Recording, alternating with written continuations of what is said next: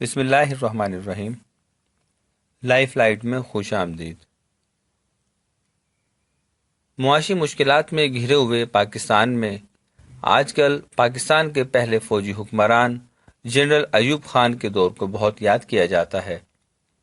سابق فوجی حکمران پرویز مشرف کے بعد موجودہ وزیر اعظم عمران خان کئی بار اپنے انٹرویوز میں ایوب دور میں ہونے والی اقتصادی ترقی کی تعریف کرتے ہوئے کہہ چکے ہیں کہ اگر ایوب خان کے دور سے شروع ہونے والا ترقی کا سفر جاری رہتا تو آج پاکستان ترقی یافتہ ممالک میں نمایاں مقام حاصل کر چکا ہوتا۔ ہم نے ایوب خان کے دور کو جاننے کے لیے معاشی ماہرین سے کچھ سوالوں کے جواب مانگے۔ کیا ایوب خان کا دور اقتصادی طور پر پاکستان کا سنہری دور تھا؟ کیا ایوب خان کے دور کے اکنامک ماڈل کو موجودہ پاکستان میں اپنایا جا سکتا ہے؟ اور کیا ایوب دور کو مستقبل کے لیے ایک مثال کے طور پر پیش کیا جانا درست ہے؟ ڈاکٹر کیسر بنگالی ماہر معیشت کہتے ہیں، کیا ایوب خان کا دور اقتصادی طور پر پاکستان کا سنہری دور تھا؟ ایوب خان کا دور ایک لحاظ سے اچھا تھا کہ اس دور میں بہت تیزی سے اور بڑے پیمانے پر معاشی اثاثے بنے، جس سے پیداوار میں بہت اضافہ ہوا، لیکن ترقی کرنے کے اس ماڈل نے علاقوں اور لوگوں میں آمدنی کی ناہمواری پیدا کی۔ ایوب خان کے 10 سالہ دور میں صنعتی مزدور کی اجرت 10 سال کے افراط زر کو منہا کر کے دیکھیں تو وہ وہی تھی جو 10 سال پہلے تھی۔ مشرقی پاکستان کا پاکستان سے علیحدہ ہونے کا تعلق براہ راست ایوب خان کی پالیسیوں کا نتیجہ تھا۔ ایوب خان کے دور کے اکنامک ماڈل کو موجودہ پاکستان میں اپنایا جا سکتا ہے یا نہیں؟ ایوب خان کے دور میں جو صنعتی ترقی ہوئی وہ Pakistan industrial development corporation PIDC نے کی۔ یہ ایک مفروضہ بنا لیا گیا ہے کہ پاکستان میں جو ترقی ہوئی وہ نجی شعبے نے کی ہے۔ یہ تاریخی طور پر غلط ہے۔ پاکستان میں صنعتوں کا جو جال بچھایا گیا وہ PIDC نے بچھایا، جو ایک ریاستی ادارہ تھا۔ ریاست کارخانے لگاتی ہے اور اسے کمرشل بنیادوں پر چلا کر اسے پرائیویٹ سیکٹر کے حوالے کر دیا جاتا ہے۔ یہ ماڈل ایوب خان کے دور کا نہیں بلکہ اس سے پہلے سے چل رہا تھا۔ میں سمجھتا ہوں اگر ہمیں کوئی ماڈل چاہیے تو ہمیں کچھ رد و بدل کے ساتھ PIDC کا ماڈل کو برقرار رکھنا چاہیے تاکہ صنعت کاری کا جو سلسلہ رکا ہے وہ پھر سے چلے۔ ایوب دور کو مستقبل کے لیے ایک مثال کے طور پر پیش کیا جانا درست ہے یا نہیں؟ پاکستان کی تاریخ میں 2 ادوار ایسے آئے ہیں جب بہت تیزی سے اثاثے بنے ہیں۔ ایک ایوب خان کا دور تھا اور دوسرا ذوالفقار علی بھٹو کا۔ ذوالفقار علی بھٹو کے دور میں سرکاری شعبے میں صنعتی ادارے بنائے گئے۔ اگر ایوب خان کے ماڈل کے ساتھ ناہمواری بھی آئی ہے تو یہ ماڈل نہ ہی آئے تو اچھا ہے۔ عرفان مفتی ماہر معیشت کہتے ہیں کہ ایک بات تو واضح ہوتی ہے کہ پاکستان کے چند حصوں میں ترقی ہوئی، اس کے اعداد و شمار بھی موجود ہیں، لیکن جو علاقائی ناہمواری تھی وہ بہت بڑی تھی۔ لیکن جب آپ مرکزیت کے فلسفے پر آگے بڑھتے ہیں تو وہ چند علاقے جو مرکز کے قریب ہوتے ہیں یا جن کی مرکز میں نمائندگی زیادہ ہوتی ہے، وہاں ترقی تو بڑھتی ہے لیکن محروم خطے اس سے بہت زیادہ دور ہو جاتے ہیں۔ اسی دور میں بہت سارے صوبائی معاملات اٹھے اور جو اتنے بڑھے کہ ملک کے 2 ٹکڑے ہو گئے۔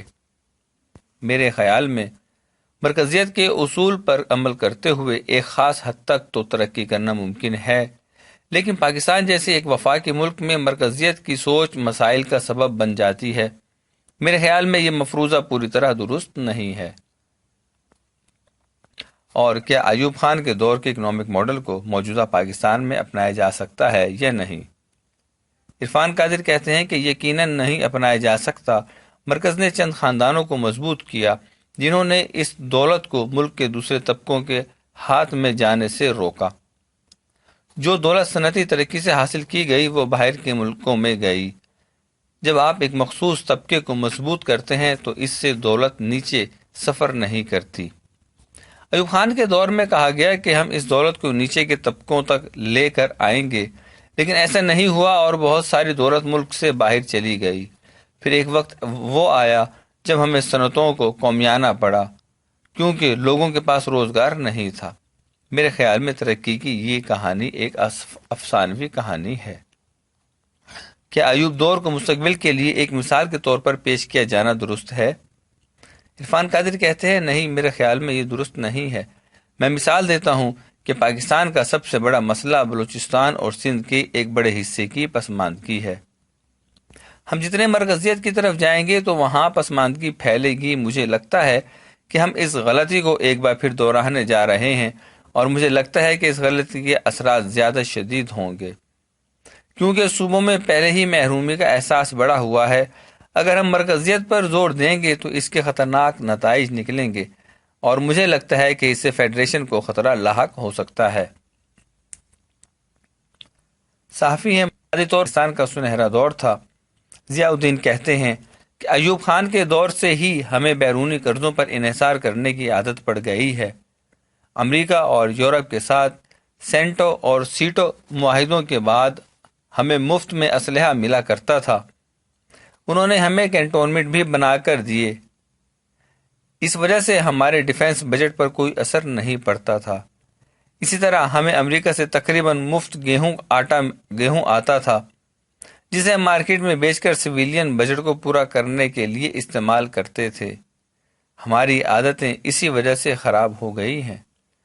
ایوب خان کو اپنی حکومت کو برقرار رکھنے کے لیے جاگیرداروں اور کاروباری لوگوں کی حمایت چاہیے تھی۔